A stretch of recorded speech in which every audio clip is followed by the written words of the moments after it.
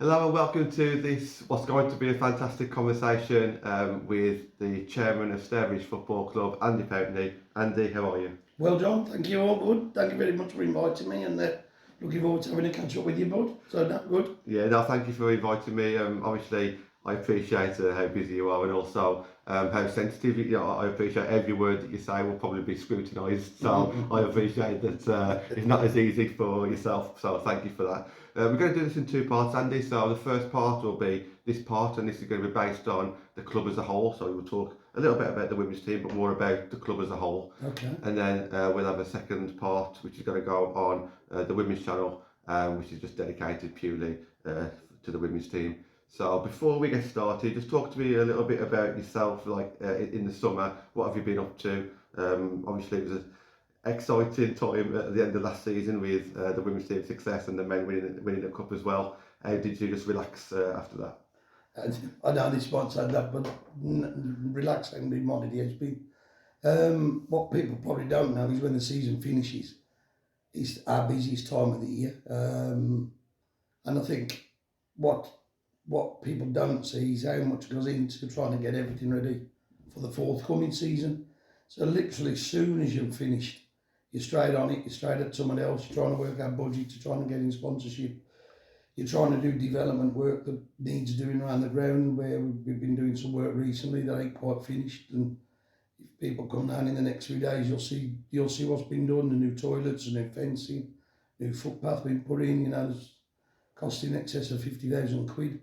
So there's that kind of work been going on. Then we've been supporting the managers, both Andy and Mike and Stu and Leon, in planning what we've got to do next season. Certainly with the ladies' side, it's an all new adventure. So we've had to really look at that and how we support that financially and how we go into that for the new year. And then the same with the guys. You know, recruitment's been really hard this year. Two local clubs getting promoted to Step 2's kind of made it harder to sort of recruit. We've also found, you know, Hereford, who are in the league above, are also training in Birmingham. So they get a catchment of Birmingham players, which is a good idea and fair play to them. So, you know, them using the noddle there.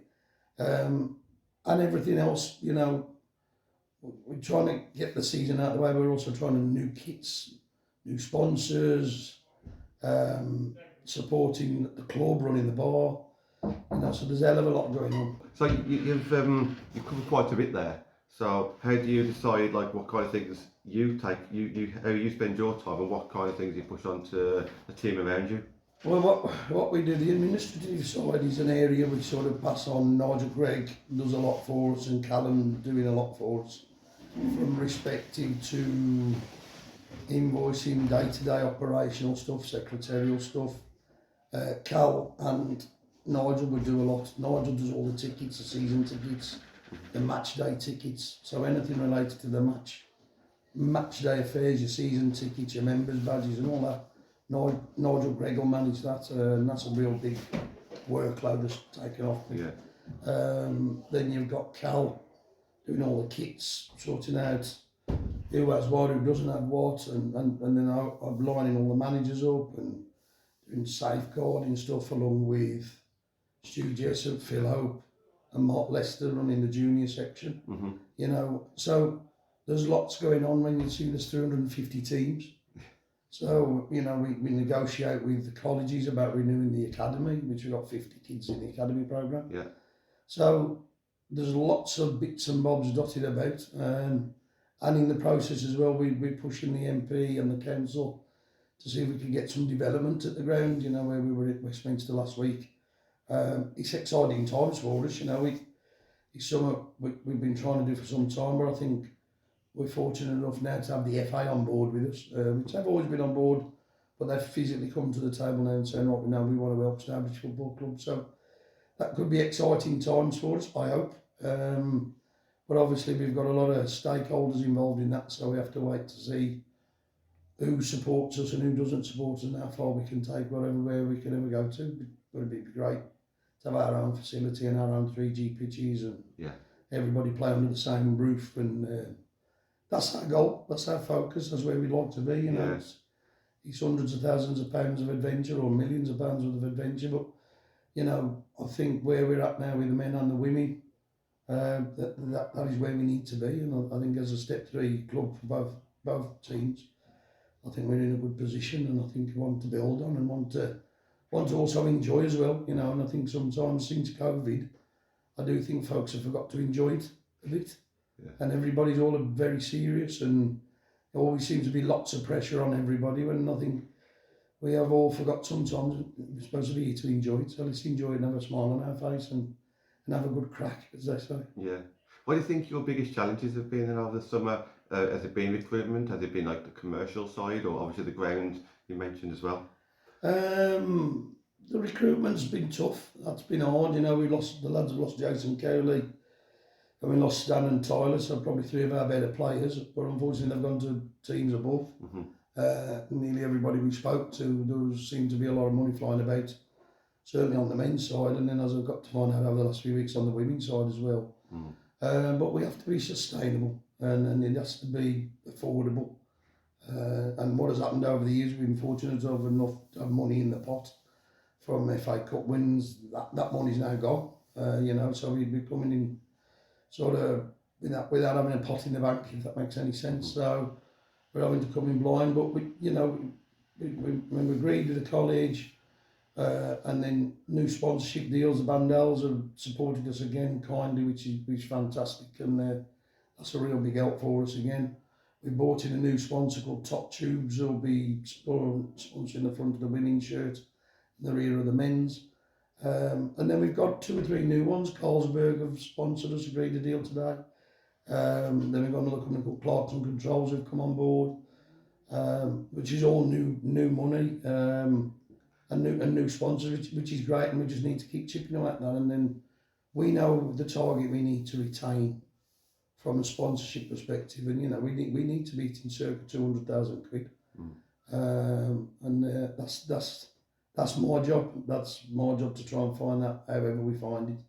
So how do those conversations go? Do you know people already, and you just kind of encourage them to obviously invest in us or come into partnership with us, or do you kind of put an advert out there, or do they approach you? How do these kind of, especially Carlsberg, such a big name, how did you kind of get that initial conversation? It kind of word of mouth, and sort of a lot of it's word of mouth and friends of friends. Andy B's friends with the people at Top Tubes who's bought there, I've known Bandels bought for years, so that's sort of a relationship from there.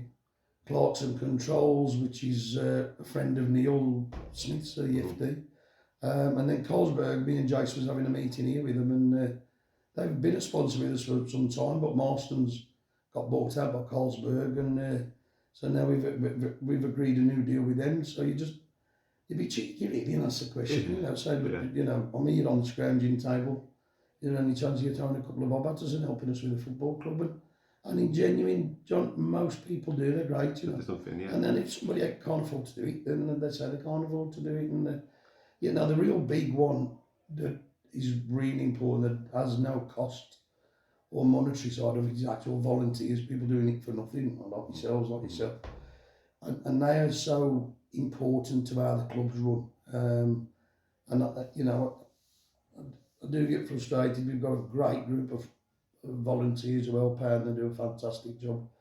It would always be nice to get 1 or 2 more, and in fairness, the last 2 or 3 years we have built up a few more, and there's some lads who come and help us, Graham and Mick and John and a few others who will do a bit of pottering about around the club, and Phil, and then you got yourselves and people like Jim McComish, and I'm sure there's some I've not mentioned, but these volunteers are so important for the club. Brian Andy, who's been here for donkey's years, so they're so important to help us run the club, whether it be with the men, the women, the juniors, like I mentioned earlier, Stu Jessup, Mark Lester, and Phil Hope, and people like that. You mentioned that the pot, the money that you've got to spend, maybe throughout not just the summer, but for the season ahead.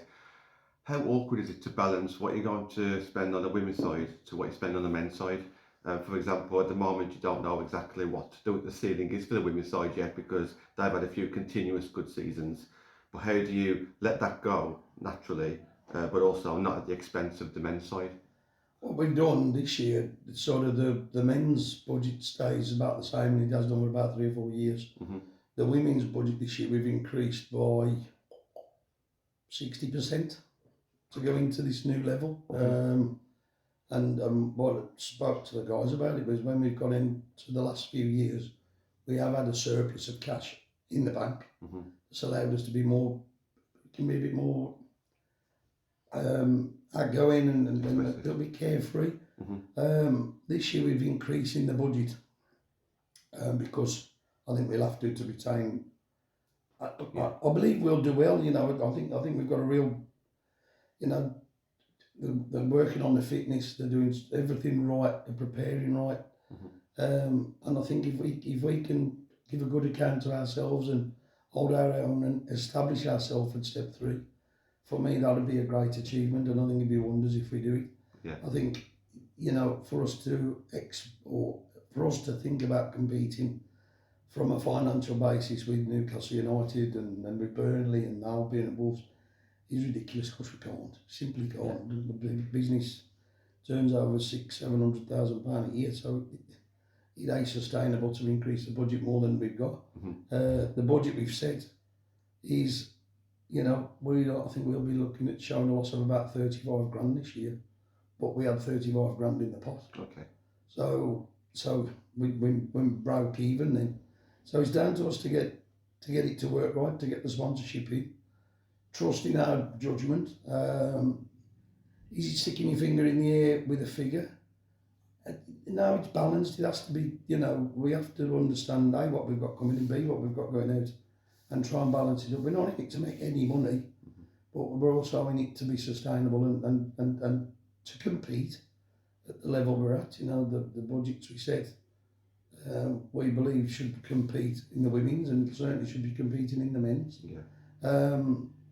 The men's and the women's, what I'm learning is so very different. You know, and it's just about getting your head around it. When I first thought about it, I thought, oh, everybody who comes on a Saturday will come on a Sunday, but that is not the case. And that's really been more obvious this year. Really shocked me a little bit that is not the case. There's a lot of families, there's a lot of friends, uncles, aunties, and who come and watch the women's game rather than watching the men's. Yes, there are 1 or 2.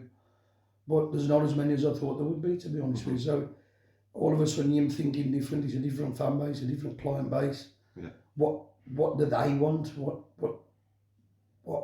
makes their day out better than the day on a Saturday?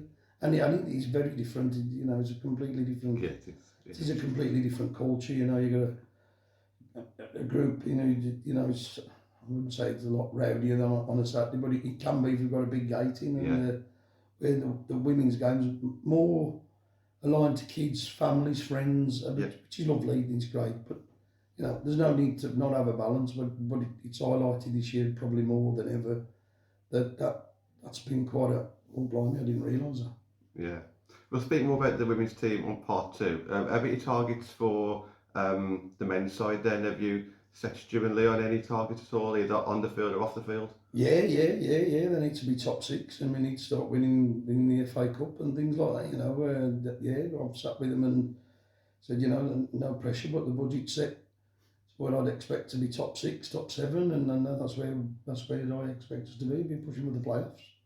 You know, you always find a club will come throwing a load of money at it, but you know, there'll be no doubt Colville will be up there, and great to see that we got on first match of the season. So always a good start. So now there'll be teams putting a few quid in, you know. But yes, I expect us to be in that top 6. That's the ambition of the first team is the playoffs, and then if we can drive on hard and get the crowds in, and maybe push again sort of Christmas time, you know. But it's trying to find the right balance. We're also trying to find the right players as well. You know, we have spoke to a lot of players, and when talking about money and wages, it's quite frightening. You know, you're talking thousands and thousands of pounds per season. You know, for some players, and we've not got them.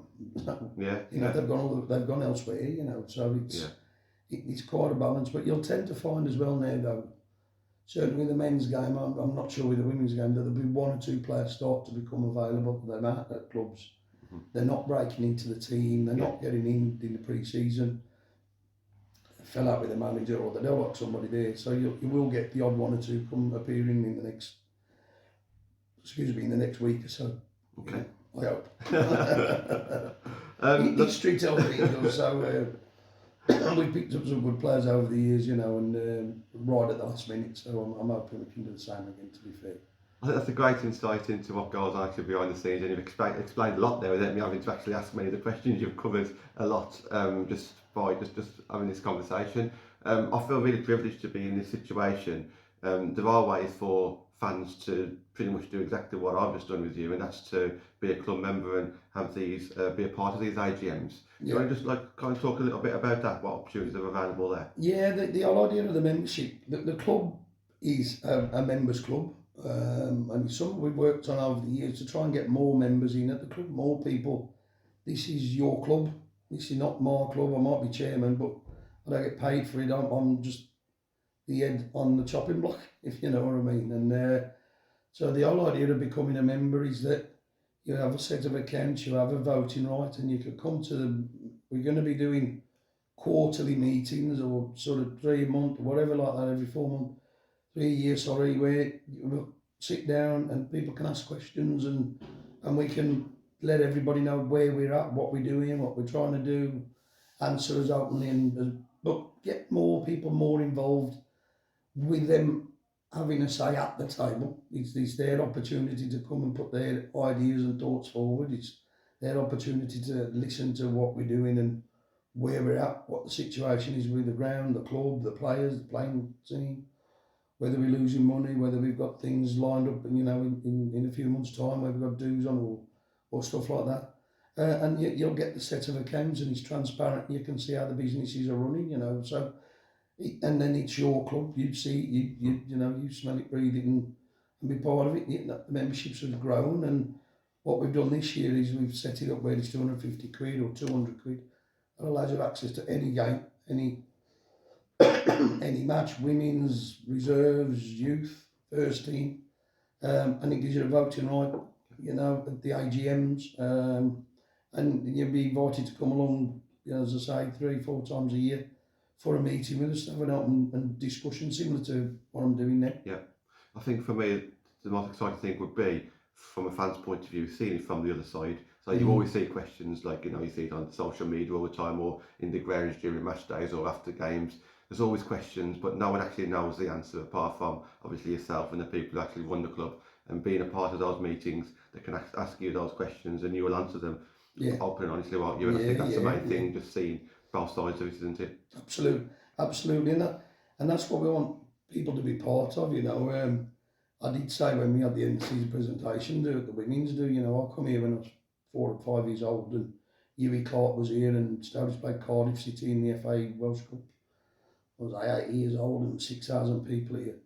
And it's great that in 40 odd 50 years on, I'm here doing my role. Hughie's still here, Richard Clark, his son's still here. What's really important is that the women's game will still be here in 40, 50 years' time. And I think that's a real focus for me, that, we've got to start putting the foundations down for that. It's part of football now. But let's not hope it's a quick fix and gone. The people around us now in the women's section, it's a real opportunity to build a foundation here at Stourbridge Football Club for a women's football club to be here for years to come.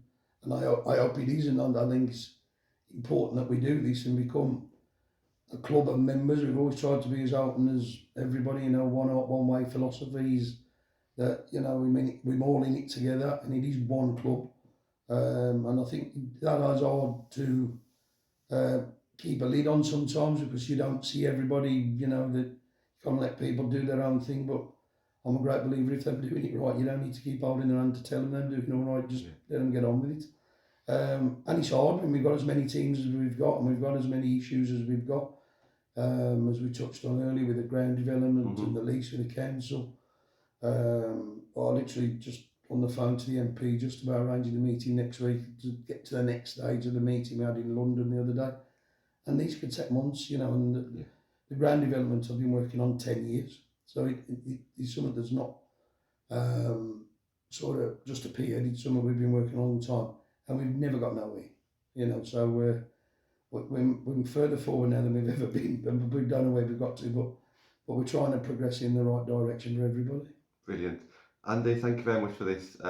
Stay tuned for part 2 if you want to hear more about our women's section. We'll continue that video now over on the Glasgow Network. But Andy, once again, thank you very much. Thank you. And Lovely we'll job. continue this on the other channel. Thank you. Great stuff.